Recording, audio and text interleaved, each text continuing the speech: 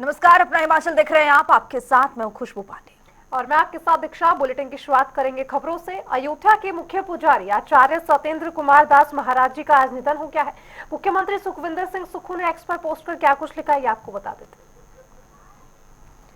तो मुख्यमंत्री ने क्या कुछ पोस्ट में लिखा है वो भी देख लेते हैं और आपको बता दें कि सीएम सुक्खू ने पोस्ट किया है। पोस्ट में क्या कुछ लिखा है वो भी देखते हैं। श्री राम जन्मभूमि मंदिर अयोध्या के मुख्य पुजारी आचार्य सत्येंद्र कुमार दास जी महाराज के निधन का समाचार अत्यंत दुखद है। मुख्यमंत्री ने अपने पोस्ट में आके लिखा है कि उनके शिष्यों एवं समस्त श्रद्धालुओं के लिए यह पुण्य क्षति है। प्रभु श्री राम जी से मेरी प्रार्थना है कि वो दिवंगत आत्मा को अपने श्री चरणों में स्थान दे और अनुयायियों को इस दुख की घड़ी में धैर्य एवं संबल प्रदान करे। ओम शांति।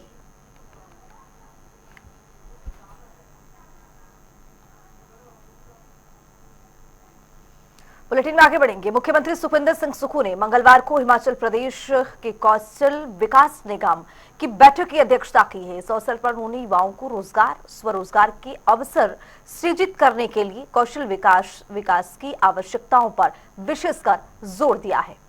उन्होंने निगम को बाजार की मांग के अनुरूप प्रशिक्षण कार्यक्रम की कार्य योजना बनाने और उनके क्रियान्वयन सुनिश्चित करने के निर्देश जारी किए ताकि युवाओं की कार्यशीलता पर बढ़ सके और छोटे पैमाने के स्टार्टअप्स स्थापित करने के लिए युवाओं को एक अलग तरह से मोटिवेशन मिले।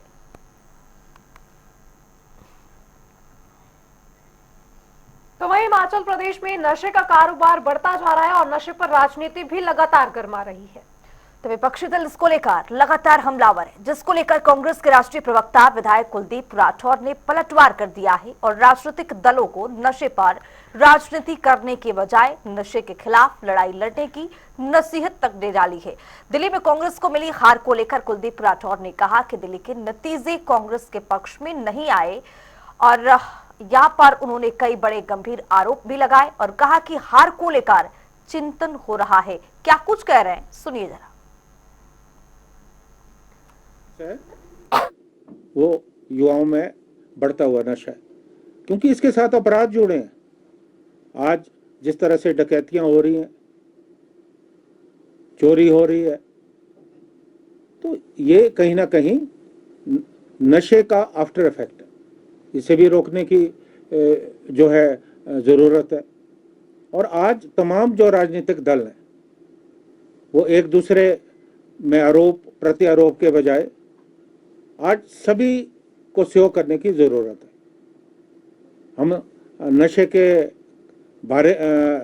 को लेकर राजनीति ना करें, एक दूसरे पे आरोप प्रत्यारोप ना करें।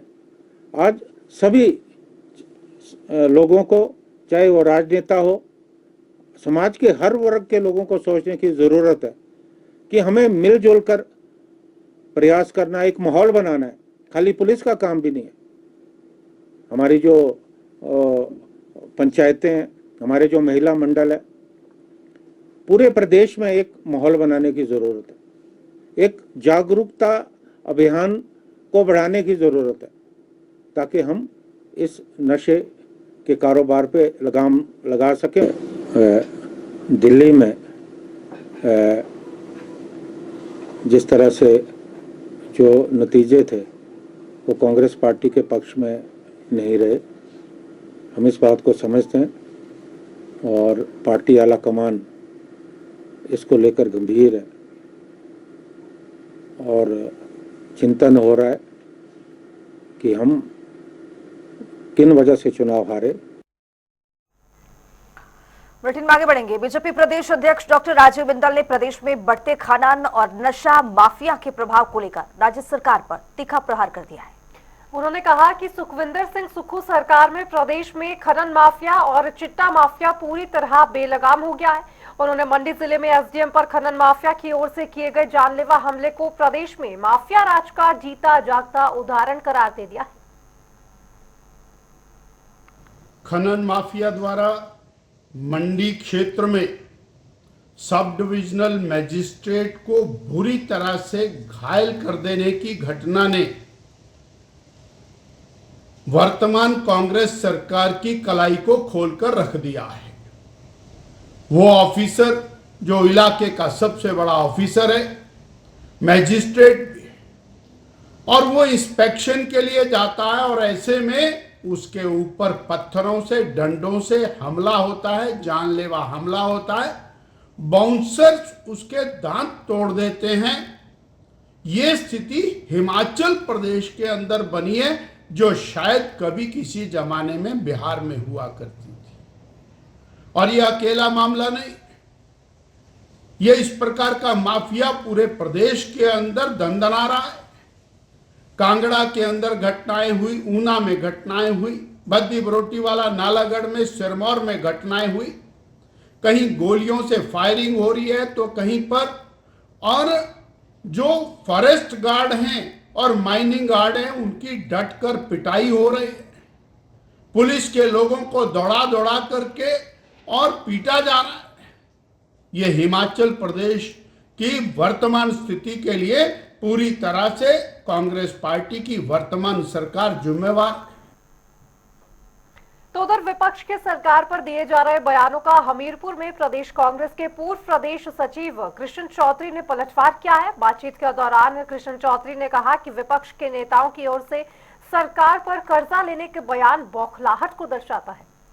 तो कृष्ण चौधरी ने कहा है कि नेता प्रतिपक्ष जयराम ठाकुर अपने कार्यकाल में लोगों की बातें तक नहीं सुनते थे और केवल मात्र सुबह से शाम तक फैसलों को बदलने में समय बिता देते थे। चौधरी ने कहा कि विपक्ष को आज के समय में निंदा करने की बजाय सरकार का साथ देना चाहिए ताकि प्रदेश आगे बढ़ सके। पूर्व में रहे मुख्यमंत्री जयराम ठाकुर जी को मैं उनके कार्यकाल पिछले 5 साल का याद दिलाना चाहता हूं, जब वो अपनी बात पर अड़ियल रहते थे, लोगों को बात नहीं सुनते थे, सुबह फैसला लेते थे तो शाम को बदल देते थे और शाम को लेते थे तो सुबह बदल देते थे। और हमारे जिले के यशस्वी मुख्यमंत्री ठाकुर सुखविंदर सिंह सुक्खू जी दिन रात हिमाचल प्रदेश को आगे ले जाने की बात कर रहे हैं, तो उनको चाहिए कि अन्यथा की टीका टिप्पणी करने की बजाय उनका साथ देना चाहिए, उनका सहयोग देना चाहिए। तो हाल ही में दिल्ली में हुए चुनाव में कांग्रेस पार्टी की करारी हार को लेकर प्रदेश सरकार के कृषि मंत्री चंद्र कुमार ने अपनी ही पार्टी के खिलाफ बयान देते हुए कहा है कि कांग्रेस एक पैरालाइज संगठन बन गया है। वहीं दूसरी तरफ इसी बात को लेकर नूरपुर में कांग्रेस प्रदेश प्रवक्ता सुदर्शन शर्मा ने कहा कि ये सब हाई लेवल की बातें हैं, मैं पार्टी का एक छोटा सा कार्यकर्ता हूं, ये सब मेरे अधिकार क्षेत्र में नहीं आता है। ये मैं तो एक छोटा सा कार्यकर्ता हूं पार्टी का, क्योंकि ये हाई लेवल की बातें हैं, इसके प्रति मैं बोलूँगा तो एक अपने आप को बहुत ही छोटा समझूंगा, जहाँ अपने आप में कुछ गलत बात समझूंगा, क्योंकि ये हायर लेवल की बातें हैं। हाँ, कुछ हद तक वरिष्ठ मंत्री प्रोफेसर चंद्र कुमार जी ने आंतरिक मामलों में ठीक बोला है, क्योंकि जब भी चुनाव आते हैं तो जो टिकटार्थी होते हैं वो 3 महीने से या 4 महीने से लगे होते हैं कि हमें टिकट मिलेगी, लेकिन जब लास्ट मोमेंट पर टिकट दे दी जाती है तो वो उतनी मेहनत नहीं कर पाते। और यही एक मेन मुद्दा है, यही एक कारण है, हमारे जो उम्मीदवार होते हैं वो पजल्ड अवस्था में चुनाव लड़ते हैं और वो अपनी मेहनत नहीं पूरी कर पाते। तो उधर नाहन में मेडिकल कॉलेज को शिफ्ट करने को लेकर बीजेपी प्रदेश अध्यक्ष डॉक्टर राजीव बिंदल और अन्य संस्थाओं की ओर से जारी किए गए बयान पर विधायक अजय सोलंकी ने पलटवार किया है। उन्होंने लोगों को आश्वस्त करते हुए कहा है कि मेडिकल कॉलेज को नाहन से कहीं और शिफ्ट नहीं किया जाएगा, केवल मेडिकल कॉलेज की एक्सपेंशन को लेकर प्रयास किए जा रहे हैं। इसमें केवल मेडिकल कॉलेज भवन को नाहन के वार्ड नंबर 2 से शिफ्ट करके वार्ड नंबर 12 में स्थापित किया जाएगा। आगे क्या कुछ कह रहे हैं सुनिए।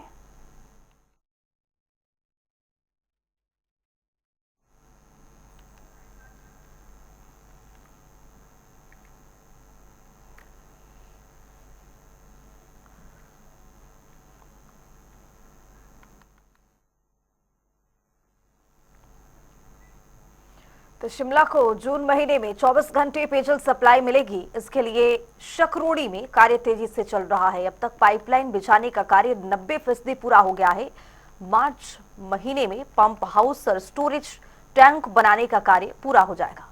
नगर निगम महापौर सुरेंद्र चौहान 24 घंटे पेयजल प्रोजेक्ट का जायजा लेने शकरोड़ी और साथ ही दाड़ा पहुंचे और इस दौरान महापौर ने अधिकारियों को कार्य में तेजी लाने के निर्देश भी दिए।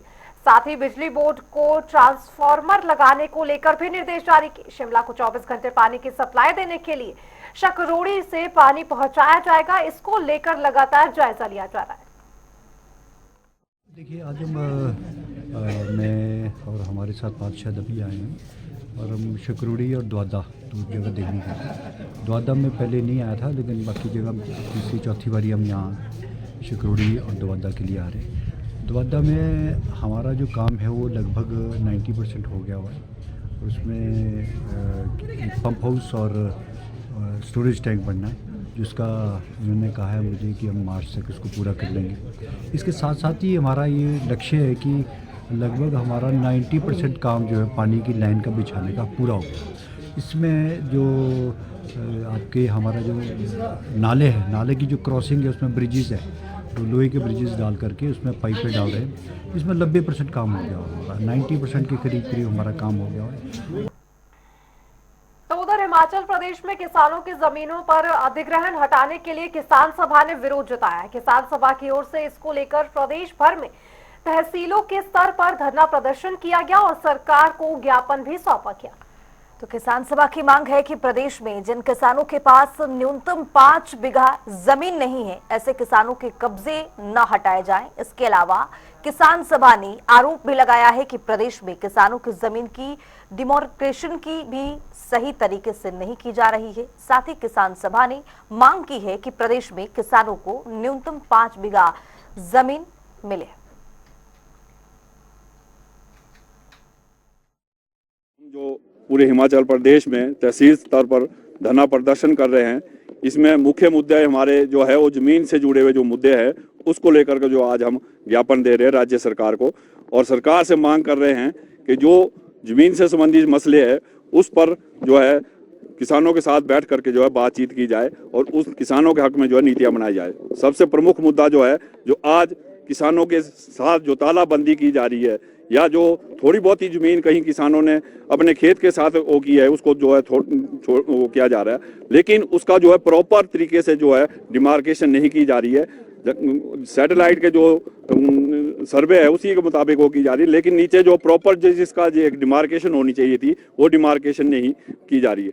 हालांकि जो वन अधिकार कानून है उसके तहत जो है ये बेदखली जो है बंद की जा सकती थी। सरकार अगर चाहे, सरकार की अगर इच्छा है तो बेदखली बंद की जा सकती थी। वन अधिकार कानून को जो 2006 का एक्ट है उसको भी हिमाचल प्रदेश में अभी तक लागू नहीं किया गया, जिसके तहत हर किसान को जो है जमीन मिल सकती थी। और हमारी मांग यही है, हालांकि 2016-17 में भी जो है किसानों के साथ इसी तरह की बेदखली की जा रही थी, लेकिन उस वक्त तत्कालीन जो वीरभद्र सरकार थी, जब किसानों का आंदोलन बहुत आगे बढ़ा, तीव्र रूप में बढ़ा, सेक्रेटेरिएट विधानसभा का घेराव किया, तो वहां पर एक संकल्प प्रस्ताव जो है पारित किया गया सरकार द्वारा, वीरभद्र सरकार द्वारा, लेकिन वो 2017 के बाद जब दूसरी सरकार आई तो वो संकल्प प्रस्ताव आगे नहीं बढ़ पाया। वह बहुत बड़ी विडंबना है।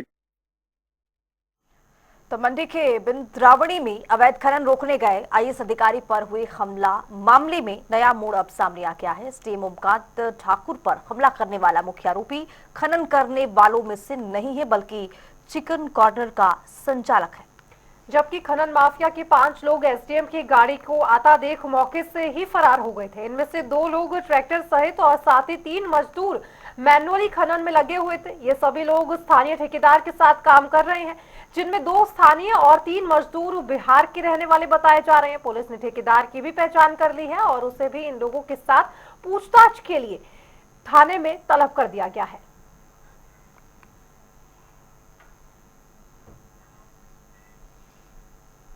बढ़ेंगे आगे, बात करेंगे प्रदेश में दिसंबर के शुरुआती हफ्ते में बर्फबारी के बाद से प्रदेश में सूखे जैसे हालात बन गए हैं।